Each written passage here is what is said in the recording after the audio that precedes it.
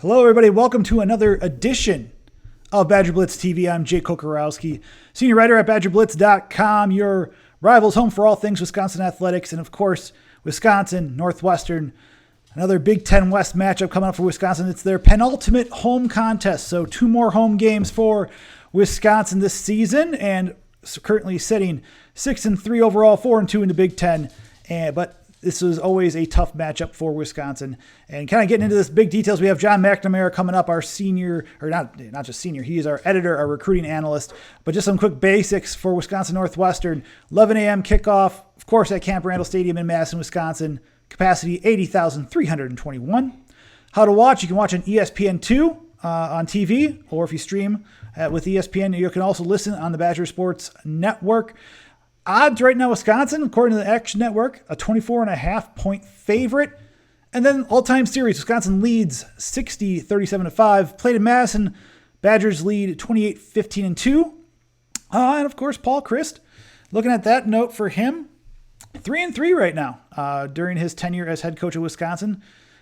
Some close games at home, and we'll see if that comes to fruition or if it'll be a blowout one way or the other tomorrow in Madison. Of course, those sources comes from Wisconsin's game notes. And we welcome in Jon McNamara, our editor, recruiting analyst. John, thanks for making time, of course, today for this game preview. And it's Wisconsin, it's Northwestern. Like I mentioned, 2015, 2017, 2019, not necessarily too kind to Wisconsin. They went 2-1, but even when they were favored heavily in 2017, 2019, Northwestern made it close. And it's one of those matchups where Wisconsin has been, had fits with Pat Fitzgerald and the Wildcats. Yeah, they've been an interesting team for Wisconsin to play, specifically on the road down in Evanston. They beat Wisconsin pretty bad last year. Graham Mertz obviously struggling in that game.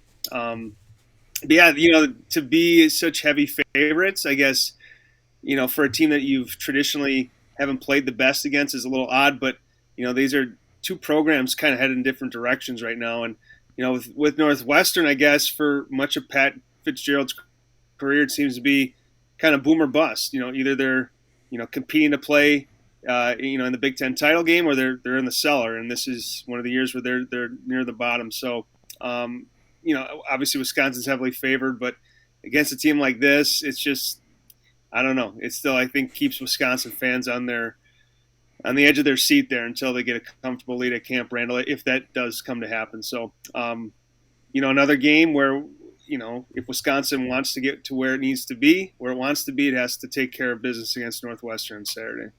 Absolutely. Let's get into your keys real quick then.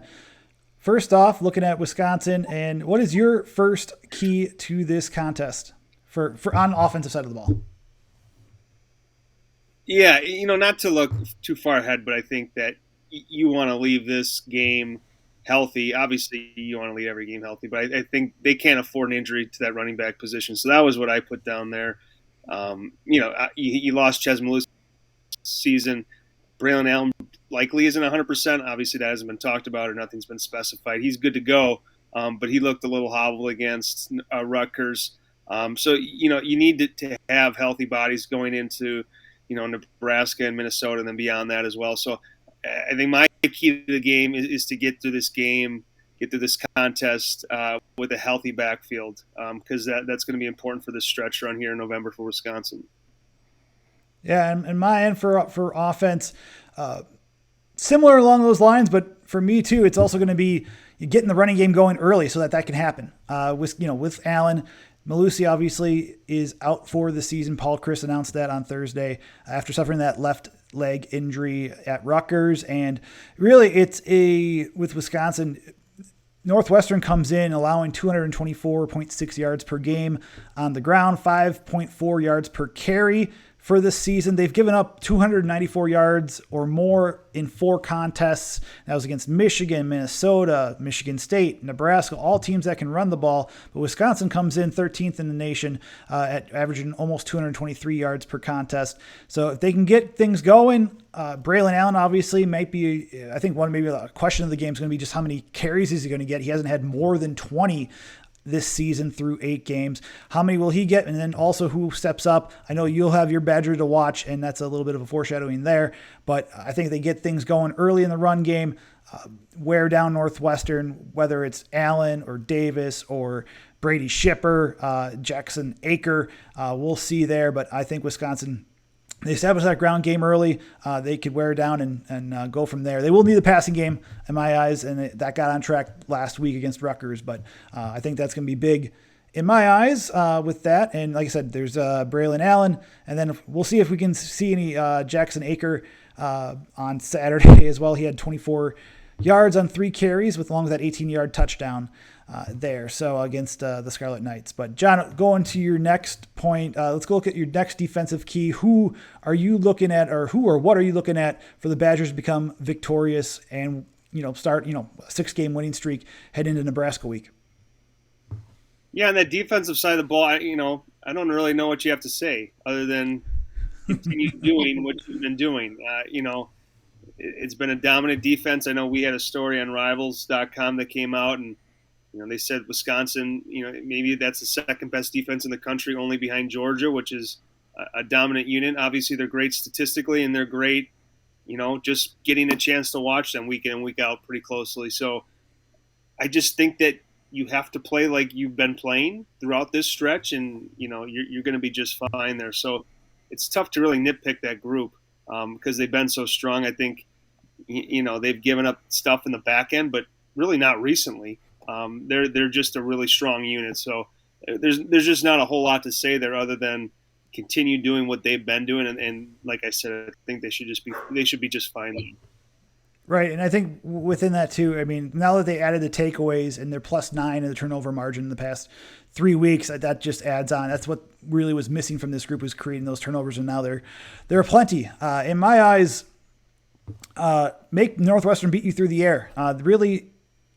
You look at Wisconsin, what they've done. Their MO is to stop teams rushing attacks, and then make them pin your ears back and attack the quarterback. And next thing you know, Northwestern comes in averaging about 150 yards per game. It's going to be an interesting challenge with Evan Hull, a sophomore back that has could go over 1,000 yards this year, averaging over 6 yards per carry. Can also catch the ball out of the backfield with 22 receptions too. So this is going to be a challenge for Wisconsin to squash the run, but I think they will. Obviously, they lead the nation in rush defense, 54.7 yards per game, 1.9 yards per carry allowed.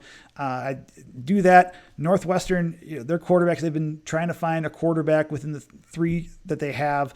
Not great overall. I think it's like 57% completion percentage, and was it, I think 12 touchdowns to 8 interceptions. So we'll see what happens there. But if they force second, third, and longs, it's going to be a long day for Northwestern. I think it's going to happen. It'll be interesting to see what happens with on the edges between Nick Herbig and Peter Skoronski, the talented Northwestern tackle. But I think Wisconsin, like you said, the improved secondary play and whatnot after the first couple of weeks, first 3-4 weeks, they're making strides, and this will be, I think, a dominant performance for Wisconsin if injuries or other unforeseen circumstances come up. Now for you. Before we get going with game predictions, Badger or Badgers to watch, John, who are you looking at on Saturday? Yeah, this is a kind of an easy one, I think, with the way this week has gone. Julius Davis, you saw a little bit of him against Rutgers. You would imagine that workload now increases where he's, probably the second back behind Braylon Allen, and obviously Brady Shipper you envision to kind of continue on that third down back role. So, someone who in the world of transfers and people looking to get out when it gets difficult, Julius Davis is a great story of someone, and I know you'll talk about him, or you wrote about him. Jake will have stuff up on the site.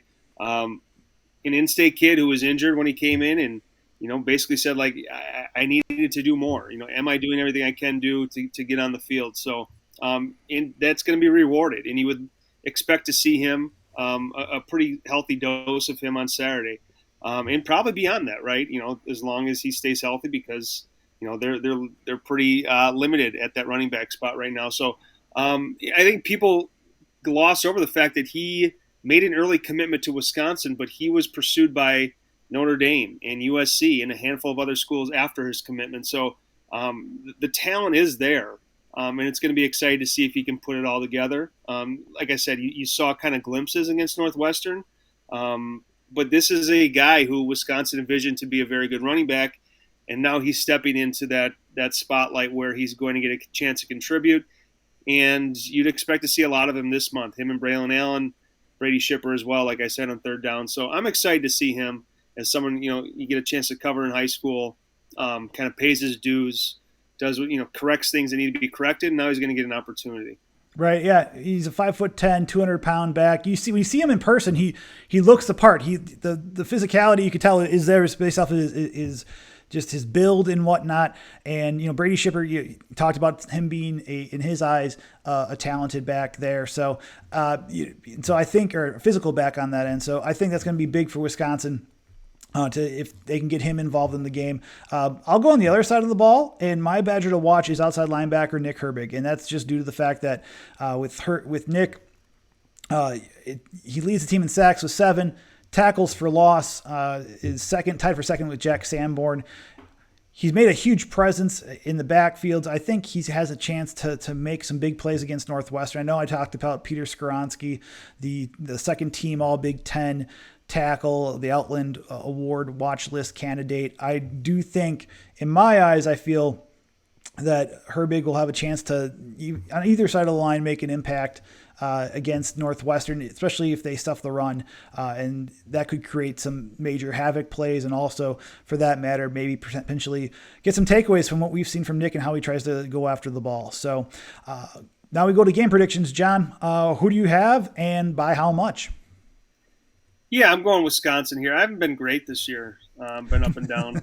I think this will get me on track, get me back on track, or however you want to call it. I think Wisconsin wins comfortably. But again, Jake, you and I have been around long enough to see some weird Northwestern games over the last handful of years. So, yeah, I think Wisconsin, they limit turnovers. They should win this game pretty handily. Something in that, I'll say 34-10. Wisconsin wins over Northwestern on Saturday. Don't you feel weird making that prediction based off of what we've seen in the past 2-3 years, like 2, 4, 6 years, just based off of that? Yeah, I do. And, this goes back to like when my parents used to talk about Wisconsin, Northwestern. And I remember my uncle saying, Northwestern, they grow the grass real long down there, so Wisconsin's not able to run the ball. So, it's just been a weird team to play. I think Paul Chryst he has 3 losses Northwestern, and he's only lost to the Big Ten West team 7 times. So our team's in the Big Ten West 7 times since he's been the head coach. So it's just been a unique matchup, and I hate saying throw the records out, but it's one of those type of games. But Wisconsin's a more talented team here. If they get out early and take care of business, I think they kind of sail pretty easily, similar to what they did against Rutgers last week. Right. Yeah. I'm going to stick with you. I'm 34-7 is what I think I told our friends at Wildcat Report in our Q&A earlier this week. I'm going to go 34-7 Wisconsin based off of, I think they're going to get out to an early lead. And then I think if you're Wisconsin, you obviously want a team you want them just to have your reserves in by like mid third quarter, let them relax, and let the starters just recoup and just enjoy the game. We'll see what happens. If they get up by several scores, do they just go to, the backups and let it go? I think, and just let the rest of the game kind of go through. I think they would, especially with Nebraska coming up that week after in Minnesota. And if they win out all the games, obviously their ticket to Indianapolis is punched. But before anything else, John, real quick, where can fans find you or find us, and what should they expect from us going forward with potential visitors this weekend and more coming up on BadgerBlitz.com? Yeah, inside the Badger Den, you can find a list of the Northwestern visitors, handful of them, one official visitor that you want to know about. Someone I feel pretty good about Wisconsin in its chances of landing at some point.